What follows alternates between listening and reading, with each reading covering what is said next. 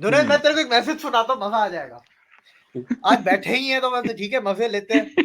मैंने अभी मुजफ्फर भाई को भी सुनाया था। विवेक जी, जय पाप। इंडिया के किसी भी पीएम के लिए झूठ मत बोलना। अच्छा, पहले इल्जाम है कि झूठ है, ठीक है, देखा देखा सबूत नहीं देखे, वरना आपके घर इंग्लैंड की पिक सेंड कर दूंगा। मेरा भाई आपके घर से 2 मिनट की दूरी पे रहता है। हमारे सब पीएम हमारा प्राइड है, बस आगे से ध्यान रखना कि किसी पीएम के बारे में गलत बात मत करना। गलत बात अगर बगैर सबूत के करूंगा ना, उस दिन आके बोलना, पहली चीज। दूसरी चीज, मैं जिस मुल्क से आता हूं ये धमकी बहुत छोटी है, ठीक है। और अगर तेरे में दम है ना, मेरे यूके वाले घर का तू मेरे को तस्वीर भेज के देख, ठीक है। और अगर तेरी तस्वीर क्या? तस्वीर सही होगी, मैं इधर सलूट करूंगा वीडियो में आके। अगर तूने मेरा एड्रेस गलत दिया और गलत घर की तस्वीर भेजी, मैं इधर आके अपना एड्रेस तक बताऊंगा लंदन का। शुरू हुए थे आर्मी के ऊपर, आर्मी की स्ट्रेंथ के ऊपर, और एंड हमने किया गालियों के ऊपर। तो आपका बहुत जाना था शुक्रिया। जापान, पहुंच गए शी चीन समझ जिनपिंग गए। टू था, शी जिनपिंग काम, और मैं अब पश्तो देने लगा था, बस छोड़े। प्लाता पामो। हेलो एंड वेलकम फ्रेंड, मैं हूं मुजफ्फर चौधरी और आप देख रहे हैं हमारा यूट्यूब चैनल परफेक्ट रिएक्शन। दोस्तों, इस वक्त हमारे साथ मौजूद हैं दो बहुत ही अहम मेहमान हमारे साथ, देवे कुमार सर और जुनेद भाई। दोनों को मैं अपने शो में वेलकम कहता हूं। नमस्कार, अस्सलाम वालेकुम, कैसे हैं आप? नमस्कार सर, सब थैंक यू, सब शुक्रिया बढ़िया, हमें आपकी बुलाने दुआ के जी। लिए। अच्छा, आज आपसे राय लेंगे हम चाइना के मुतल्लिक, चाइना की जो मिलिट्री ताकत है उसके ऊपर।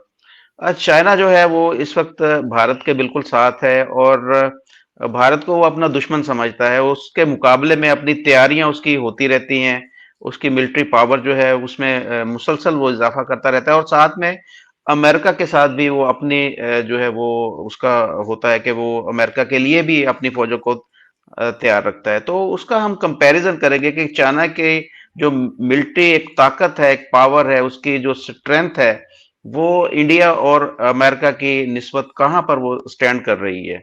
तो मैं स्टार्ट करता हूं पहले जुनेद सर से।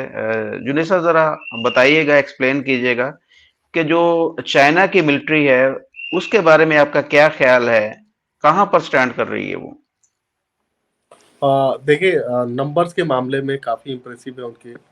और बीच में खबर भी आई थी 3 या 4 साल पहले कि चाइना जो है अपने आर्मी के जो ट्रूप्स है उनकी नंबर्स को कम करने जा रहा है और स्मार्ट एंड हाईटेक सोल्जर्स को लाने जा रहा है। ये तब हुआ था जब हमारे यहाँ गलवान क्लैशेज हुए थे, और गलवान क्लैशेज के बाद से चाइनीज मिलिट्री पूरी तरीके से एक्सपोज हुई थी कि the man behind the weapon is always matter. तो अगर चाइना की आर्मी को आज के टाइम में आप देखें तो चाइना की आर्मी ने लास्ट जो लड़ाई लड़ी थी वो वियतनाम से लड़ी थी, वो लेट 60 में लड़ी थी। उसके बाद से उन्होंने एक्चुअल कोई लड़ाई लड़ी नहीं। तो बैटल प्रिपेयरनेस उनकी एज सच कुछ है नहीं। और जो चाइना की जो आर्मी है वो एक कंट्री की आर्मी नहीं बल्कि एक पार्टी की आर्मी है। हाँ, तीसरी चीज कि जैसे कि एक जो वहाँ पे जो वन चाइल्ड पॉलिसी है उसका बहुत बड़ा इम्पैक्ट है उनकी आर्मी में। जैसे कि एक आदमी है, वो आर्मी में चला गया क्योंकि मैंडेटरी सर्विसेज के तहत उसको ज्वाइन करना है। अब वो उसकी एक वाइफ है, तो उसकी वाइफ और उसकी वाइफ की फैमिली, तो दो दो और तीन लोग उधर के और अपने साइड के दो, अपने पेरेंट, तो 5 लोगों की उसके ऊपर रिस्पॉन्सिबिलिटी होती है। और उसके अलावा बच्चे हो जाए तो 6 लोगों की, तो उसको अपने अलावा 6 लोगों की रिस्पॉन्सिबिलिटी लेनी पड़ती है एक अकेले आदमी को। तो ऐसे में वो जो जान देने का जो जज्बा है ना वो नहीं आता। और उसके कंपैरिजन में जो हमारे यहाँ जो आपने देखा होगा कि अक्सर माँ बाप के इकलौता बेटा भी हो तो भी अगर वो सेना में जाए तो उसमें वो जज्बे में कोई कमी नहीं आती। तो एक जो सोशल जो उनका फैब्रिक जो उनका तबाह हुआ उसका बहुत बड़ा इम्पैक्ट है जो उनकी आर्मी में देखने को मिलता है। तो वो जो इनके जो सोल्जर्स हैं उनके बारे में कहा जाता है कि ये जो है ना मतलब पैम्पर्ड बॉयज है, ठीक है ना, क्योंकि माँ बाप का इकलौता लड़का होगा तो पैम्पर्ड ही होगा।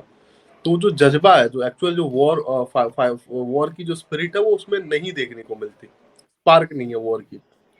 और डिसइंफॉर्मेशन और इस तरह के प्रोपेगेंडा वो जो टेक्निक्स है इसमें ये लोग हमेशा से आगे रहे। और एक हवा सा बना के रखा था अल्टिल मतलब 4-5 साल पहले तक तो पूरी दुनिया को लगता था कि बहुत पावरफुल आर्मी है। और ये गलवान में पूरी दुनिया ने देखा कि कितने पावरफुल है। बाकी टेक्निकल एस्पेक्ट्स पे और एनालाइज करेंगे फर्दर। लेकिन ये हमारा ब्रीफ पॉइंट ऑफ डिस्कशन था। तो वेपन के एतबार से आप कहाँ पर देख रहे हैं इनके जो वेपन्स हैं, उनके पास जो हथियार हैं, इंडिया के मुकाबले में या अमेरिका के मुकाबले में? सर वेपन ऑलमोस्ट इनके पास हर कट पीस का है, और काफी सारे इनके वेपन्स जो है वो अच्छे ग्रेड के हैं, नो डाउट। और लेकिन काफी सारा जो इनका वेपन है वो चोरी का बनाया हुआ है, तो दूसरी दूसरी कंट्री से जो टेक्नोलॉजी इन्होंने इधर उधर से चोरी करके बना ली, और उसमें काफी सारे प्रॉब्लम्स है। जैसे कि जो लो एंड की टेक्नोलॉजी जो इन्होंने खुद इंडिजिनसली डेवलप की है वो काफी शानदार है, लेकिन जो हाईटेक जो टेक्नोलॉजी है, जो कि फिफ्थ जनरेशन वॉरफेयर की जो कैपेबिलिटी है उनकी, सॉरी फिफ्थ जनरेशन प्लेन की जो उनकी जो टेक्नोलॉजी है वो पूरा चोरी किया हुआ है, और वो उस काबिल, वो सारा सारा उस लायक नहीं है जिस लायक वो क्लेम कर रहे होते मैं एक चीज इधर बीच में ऐड करना चाहूंगा। अमेरिका के B2 बॉम्बर चाइना के ऊपर उड़ते हैं, चाइना को पता भी नहीं चलता। पर जब चाइना के J-10C या J-20C जो स्टेल्थ जो भी है इनका, वो जब लद्दाख आता है तो इंडिया के रडार में नजर आता है। वो भी स्टेल्थ है चाइना के मुताबिक, पर वो इंडिया के रडार में नजर आता है। तो बेसिकली ये इनकी जो टेक्नोलॉजी की जो खामियां बहुत सारी हैं, और चाइनीज आर्मी में बहुत मास लेवल पे करप्शन है, जो इसके बारे में कभी बहुत ज्यादा बात होती नहीं है। और पास्ट में जो खबर आई थी, जो इनका क्या बोलते हैं, वो जो था ना स्पेस फोर्स में, स्पेस फोर्स का बहुत बड़ा जो रॉकेट फोर्स का जो बहुत बड़ा एक्सपोजर निकल के आया था, बहुत बड़ा स्कैंडल में वो तब्दील हो गया। और बाद में पता चला कि इनके जो काफी सारे फ्यूल टैंक्स में फ्यूल ना होके पानी भरा पड़ा है, रडार से जो काम नहीं करते, क्योंकि वो उस एंड के नहीं है जिस तरीके का वो क्लेम कर रहे होते हैं। इसके अलावा फाइटर प्लेन की जो एल्टीट्यूड दिखा रहे होते हैं, वो उस एल्टीट्यूड पे उड़ भी नहीं सकता, ठीक है। तो उनके मिलिट्री में बहुत सारे प्रॉब्लम्स है, उनके जो मिलिट्री के एसेट्स में उसमें बहुत सारे प्रॉब्लम्स है। हाँ, एक चीज को लेके हमारे यहाँ बहुत कंसर्न रहता है कि जो नंबर्स आते हैं ना चाइनीज आर्मी के एसेट्स के, टैंक्स हमारे से कंपैरिजन में ऑलमोस्ट 3 टाइम्स ज्यादा है, वेसल्स जो है, फ्रिगेट है, ये सारे हमारे कंपैरिजन में ज्यादा है। लेकिन अगर आप उनको क्रिटिकली एनालाइज करोगे तो वो 80s के हैं, 70s के हैं, जो कि ऑलमोस्ट अभी रिटायरमेंट की एज पे पहुंच गए। और चाइना की जो प्रॉब्लम है, जो मेजर प्रॉब्लम है, वो साउथ चाइना, तो उनके जो नेवल एसेट्स है स्पेशली वो साउथ चाइना सी में ज्यादा डिप्लॉयड है कंपेयर टू इंडियन ओशियन, तो एक उनके और चैलेंजेस। हाँ, एक और चीज इसी के अंदर मैं ऐड करना चाहूंगा, दो चीजें ऐड करना चाहूंगा। जब इंडिया के साथ लड़ाई हो रही होगी, 100% टैंक्स या जितने भी इनके आर्मर व्हीकल सबके सब लद्दाख थोड़ी ना पहुंच जाएंगे, क्या पूरा मेनलैंड चाइना खाली छोड़ देंगे? ठीक है ना, जहाज पहुंचेंगे। और बहुत बड़ा फर्क है, कहाँ मेनलैंड चाइना, कहाँ लद्दाख। और अगर बीच में देखें तो बीच में कोई 6-7 मुल्क आपके निकल जाते हैं, Bangladesh, Myanmar, Laos, Vietnam, Cambodia, Thailand, करते करते इस तरह करके फिर आगे जाके आपका चाइना आता है, मेनलैंड चाइना। इतनी दूर वो लेके आ सकते हैं, क्योंकि यहाँ पर भी तो सारे दुश्मन है। यहाँ पर कौन सा इसका एक भी दो, एक नॉर्थ कोरिया को छोड़ के और कौन सा दोस्त है इस पूरे इलाके में? एक ये चीज। दूसरी चीज, नंबर्स की अगर जहां तक बात करें, दुनिया की सबसे बड़ी नेवी है चाइना की, ठीक है।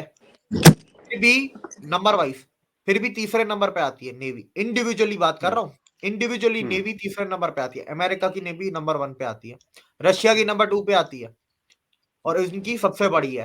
क्वालिटी मैटर करती है, टेक्नोलॉजी मैटर करती है। और तीसरी चीज, जहां तक नंबरों की बात आई है, तो मैं लोगों को हमेशा कहता हूं इजराइल को देख लो। सही। यानी आप क्वांटिटी को नहीं मैटर करते कि क्वांटिटी जितनी मर्जी हो, लेकिन जब तक क्वालिटी ना हो तब तक वो क्वांटिटी को क्या करना। आप यही कहना चाह रहे हैं? सर मैं अमेरिका से 10 गुना ज्यादा बड़ी नेवी भी बना दूं ना, ठीक है, उसके अंदर अगर क्वालिटी नहीं है ना, अमेरिका से मैं जंग हार जाऊंगा। और दो चीजें होती है, एक चीज नहीं होती, बहुत सी चीजें होती है। क्वालिटी होती है, लीडरशिप होती है, और सबसे ज्यादा जंग में आपके हथियारों से भी ज्यादा जो इंपॉर्टेंट चीज होती है ना, वो होती है लॉजिस्टिक्स। लॉजिस्टिक्स को एक ऐसी क्रिटिकल चीज होती है जो कि आपकी हारती भी जंग को जिता भी सकता है, जीतती भी जंग को जी। हरा भी सकता है। लॉजिस्टिक्स बहुत ज्यादा इंपॉर्टेंट होती है दुनिया में किसी भी जंग में।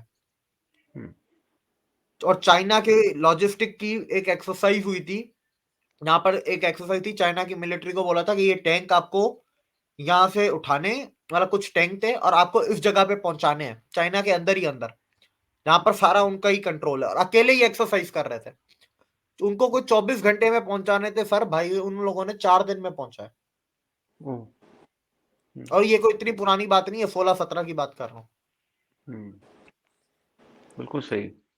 और तो इंडिया की एक एक्सरसाइज हुई थी, एयरफोर्स की एक्सरसाइज, जहां पर ये अमेरिका की एयरफोर्स वाले आए थे। ये भी कोई होगी जो 15 या 16 की बात कर। इंडिया अपने वो जिसको फ्लाइंग कॉफिन्स कहते हैं, मिराज उड़ा रहे थे। मिराज थे, मिग 29 थे, और बाकी खोई वगैरह भी थे, पर मिराज मेन थे। सर इन लोगों ने मिराज से अमेरिकन एयरफोर्स के जहाजों को टारगेट बनाया है, इंडियन एयरफोर्स ने।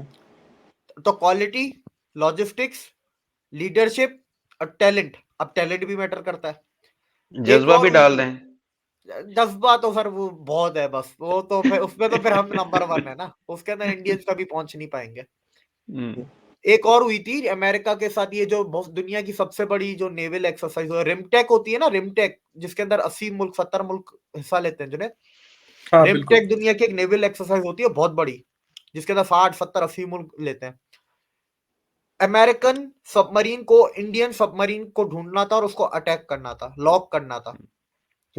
सर वो भाई साहब अमेरिकन सबमरीन करीब 12 से 15 घंटे तक ढूंढती रही, उसको इंडियन सबमरीन नहीं मिली। अच्छा। और जब ये पूरा एक्सरसाइज खत्म, उन्होंने बोला ठीक है खत्म हो गया, ये इंडिया जीत गया। वो सबमरीन अमेरिकन सबमरीन के बिल्कुल नीचे नीचे थी। और जहां पे जा रही उसके नीचे लिए जा रही। और ये सर पब्लिक होता है, डेटा डेटा में ये आया था पब्लिकली, अमेरिका ने भी माना है, इंडिया ने भी माना है। और ये सही। लेटेस्ट रिमटेक वाली बात तो मैं आपको बिल्कुल कोरोना से बिल्कुल पहले की, ये 18-19 की बात है।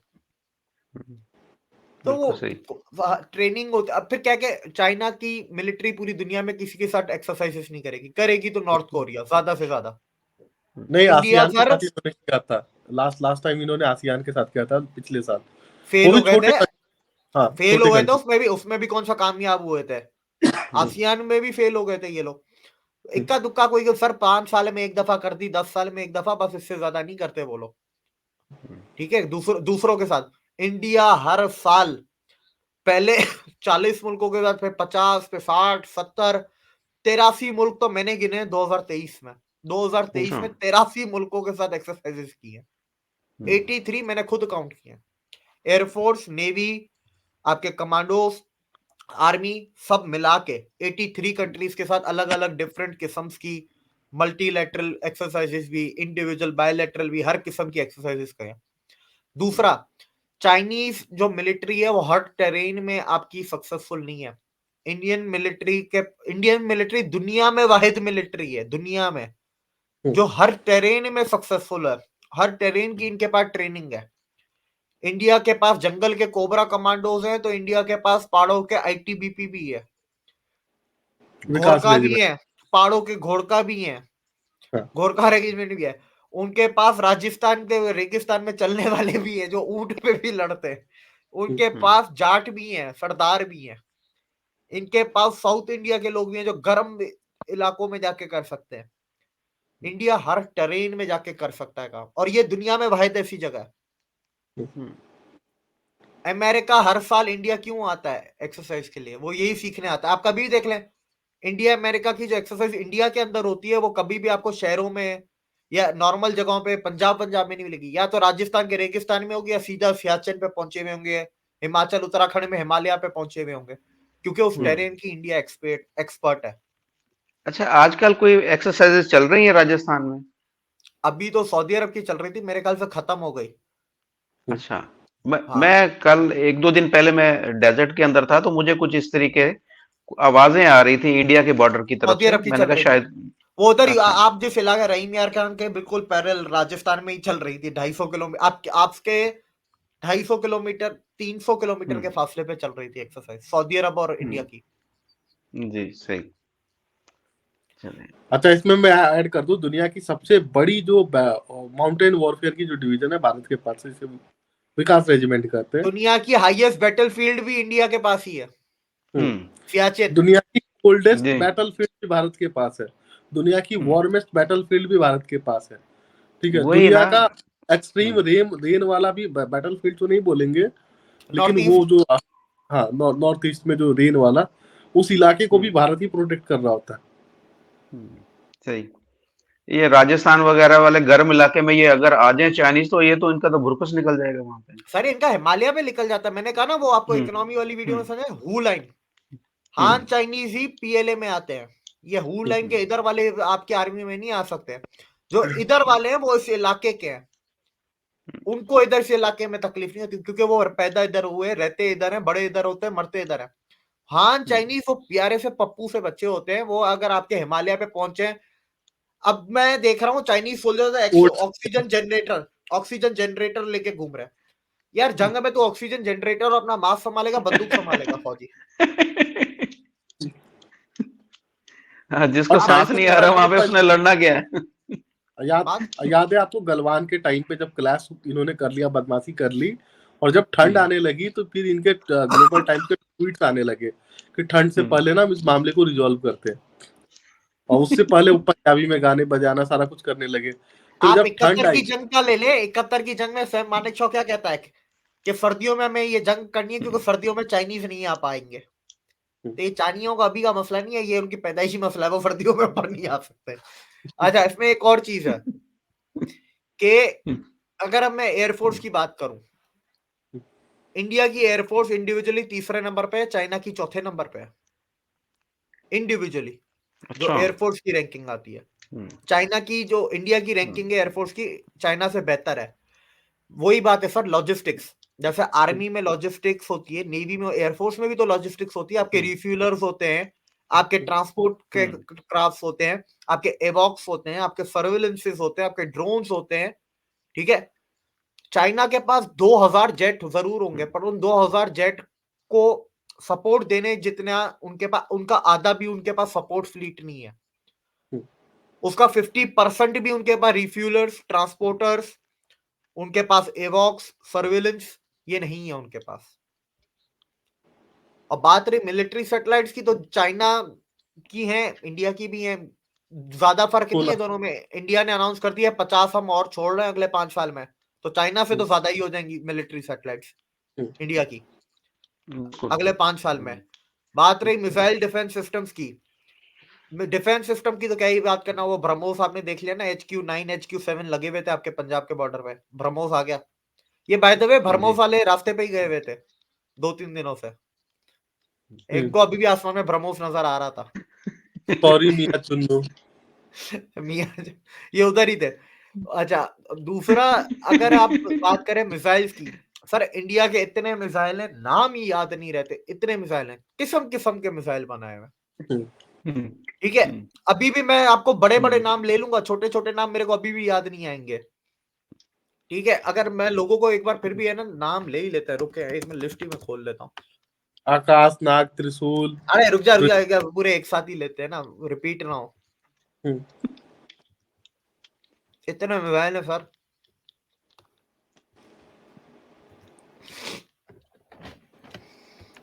हाँ, अग्नि, सूर्य, अच्छा अग्नि 1, अग्नि 2, 3, 4, 5, 6 प्राइम, के मिसाइल में K15, K4, K5 से K6, इसमें फिर सूर्या मिसाइल भी है।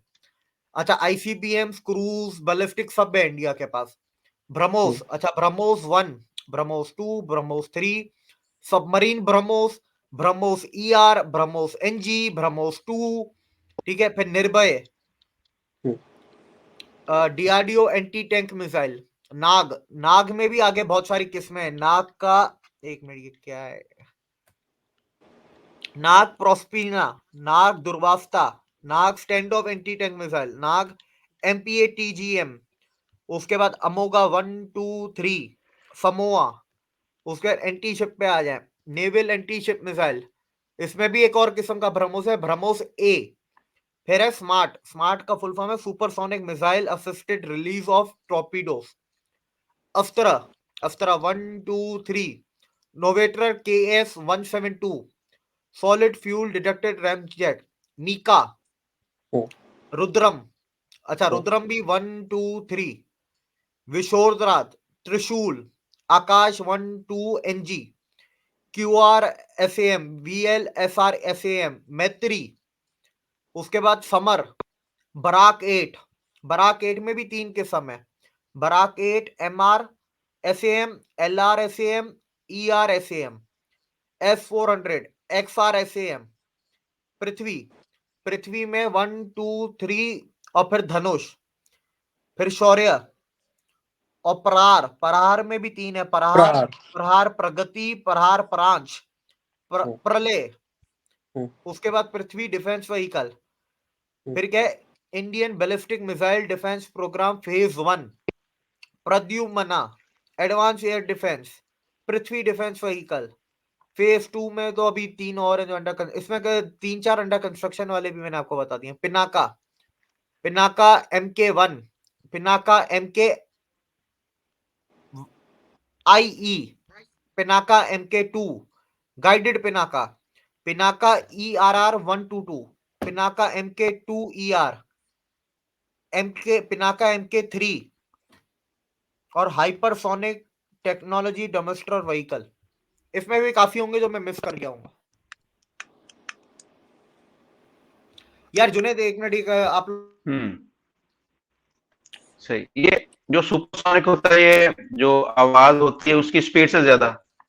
बिल्कुल बिल्कुल जी, और उसको चेंज करना बड़ा मुश्किल होता है, और आप ट्रैक कर सकते हो रडार से अगर आपके पास हाई एंड रडार है, लेकिन आप उसको रोक नहीं कर सकते हो। हाइपरसोनिक भी अच्छा, आती है मिसाइल, एक दो नहीं तो कंट्री के पास ट्रैक करने का आप सिर्फ उसको देख सकते हैं, लो जी ये गुजर के चला गया, आप उसको नहीं सकते, देख सकते हैं। बिल्कुल बिल्कुल, आप उससे तेज लाना पड़ेगा ना, आप उससे तेज क्या लाओगे रोकने के लिए। तो कोई ऐसी टेक्नोलॉजी है आगे आप देख रहे हैं कि कोई ऐसी टेक्नोलॉजी है जो लेजर गाइडेड मिसाइल हैं या इस तरीके से जो सुपरसोनिक मिसाइल है उनको उनको रोका जा सके, उनसे अपना डिफेंस किया जा सके? सर लेजर गाइडेड मिसाइल्स का कंसेप्ट अलग होता है, वो आप प्लेन से गिरा रहे होते हैं आसमान से। लेजर गाइडेड में लेजर के थ्रू आप एक पॉइंट बनाते हो, गिराते हो। और एक जो सबसे अच्छी जो लेजर गाइडेड मिसाइल है भारत की, सुदर्शन मिसाइल करके, ऑर्डिनेंस फैक्ट्री जबलपुर में बन रही होती है, उसका सेल जो होता है वो मैंने खुद बनाया है। अच्छा। भोपाल में मैं जब था, तो उसका जो कवर होता है स्टील का जो बनता है, वो कवर मैंने खुद बनाया सुदर्शन मिसाइल का। Very good. हाँ, अंदर का मसाला मुझे भी परमिट नहीं है बनाने का, बीइंग इंजीनियर। मैंने एक्सपेरिमेंट के लिए मैं जानता हूँ उस इंस्टीट्यूट में भोपाल में, जहाँ पे वो वहां से वो जा रहे होते हैं, ऑर्डर्स बन के प्रिक्योर होते हैं उसके कवर, और उस CNC मशीन से कटिंग होके बन रहे होते हैं। अच्छा, जुनेद भाई आपसे मैं अब ये जानूंगा कि आपने ये इंडिया के सारे मिसाइल की बात की, चाइना के पास कुछ मिसाइल हैं, इस तरह के मिसाइल हैं भारत के मुकाबले में, या वो अभी भी वो वहां पर भी जैसे चाइना का माल, हम पाकिस्तान के अंदर ना जो चीज खराब होती है ना उसके बारे में कहा था यार ये चाइना का माल है, तो क्या जो चाइना के पास मिसाइल है वो चाइना का माल ही है? तो चाइना के पास भी अच्छे मिसाइल्स हैं, नो डाउट। और लेकिन प्रॉब्लम ये है कि वो उसकी रिलायबिलिटी हमेशा क्वेश्चनेबल है, क्योंकि ऐसा पास्ट में कई दफा हुआ कि उनके मिसाइल चले कहीं और है, पहुंचे कहीं और है। ठीक है ना, अच्छा, ऐसा एक तो बार नहीं, फायदा कई क्या? दफा। फायदा क्या, मारना कहीं पे जा कहां पे रहा, अपने मुल्क के ऊपर ही गिर रहा हो फिर। वो गाना है ना, हम थे तुम थे और समा रंगीन, समझ गए ना, जाना था जापान पहुंच गया चीन, समझ गए ना। तो वो कंडीशन है।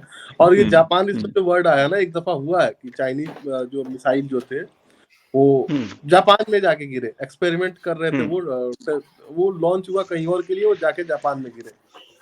अच्छा सर जुनेद भाई, अच्छा देखें, सही से सच्ची सच्ची बात बताएं। एक चीज मैं आपको बीच में टोक रहा हूं, ऐसा नहीं है कि मिसाइल दूसरे मुल्कों के नहीं गिरते, पर दूसरे मुल्कों के समंदर में गिरते हैं, चाइना के डायरेक्ट मुल्कों में गिर जाते हैं। सेफ्टी प्रोटोकॉल जो होते हैं नहीं, ना सर, भारत सेफ्टी भार, प्रोटोकॉल की भी भारत क्वालिटी का एक होती है। मिसाइल पाकिस्तान के मियां चन्नू के ऊपर भी गिरा था, वो मैं पूछना चाह रहा हूँ कि जानबूझ के गिराया गया था, पाकिस्तान का जो सर गिरा नहीं डिफेंस था, सिस्टम गिराया चेक गया। करने के लिए गिराया था? सर वो मैं नहीं जानता, लेकिन मैं इतना जरूर जानता हूँ कि जिस गांव में गिरा था, वो गांव में हाफिज सईद की एक प्रॉपर्टी है मियां चुन्नू में। ठीक है, जो कि UN के अच्छा। में जो उन्होंने डोजियर दिए थे भारत ने, उसमें उस गांव के उस प्रॉपर्टी का जिक्र है, और उसी प्लॉट के बगल वाले प्लॉट पे वो गिरा था। अच्छा, हाँ, तो तो ये मैं उसकी जानता हूँ। उसके रजिस्टर तो ये जुनेद भाई आपके पास ये सारी इंफॉर्मेशन कहाँ से होती है कि आपके पास सारे पाकिस्तान की रजिस्ट्री आपके पास है, आप पटवारी हैं पाकिस्तान के अंदर, क्या है मसला, क्या है? ऑनलाइन हाँ सर सब अवेलेबल है गूगल पे।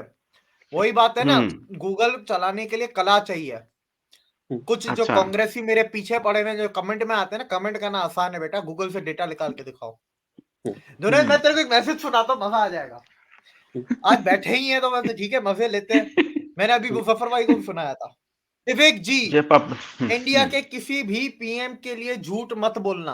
अच्छा पहले इल्जाम है कि झूठ है, ठीक है, देखा देखा सबूत नहीं देखे, वरना आपके घर इंग्लैंड की पिक सेंड कर दूंगा।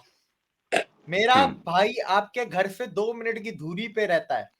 हमारे सब पीएम हमारा प्राइड है, बस आगे से ध्यान रखना कि किसी पीएम के बारे में गलत बात मत करना।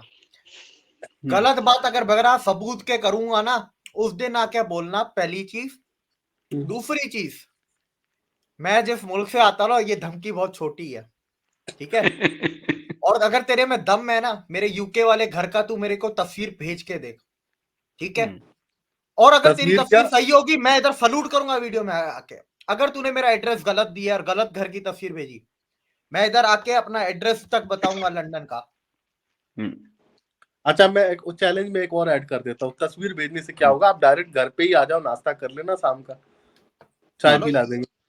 हाँ, मैं तो नहीं, वो ज्यादातर खुद घर पे आता हूँ, आ वो जाओ। वो खुद तो इंडिया में बैठे हैं, वो कह रहे मेरा भाई इधर है। भाई को भेज दे सर, हम्म। भाई उनका को भेज नाम भी दे। पढ़ दें, उनका नाम भी पढ़ दें। नाम भी थोड़ा मिलावटी है, रवि नरूला सादिक, समझ में नहीं आया। अमर अकबर एंथोनी। हाँ ये वही उसकी किताब में लिखे रहता है। बिल्कुल बिल्कुल सही कहा, देखे, बिल्कुल सही कहा। अब एक बात और मैं कहना चाहता हूँ। ऐसा नहीं है, काफी लोगों ने विरोध में भी लिखा, प्यार से लिखोगे प्यार से जवाब मिलेगा, ठीक है। अगर अपने सुर बदलोगे तो ये बात कभी मत भूलना कि मैं किस मुल्क से आता हूँ।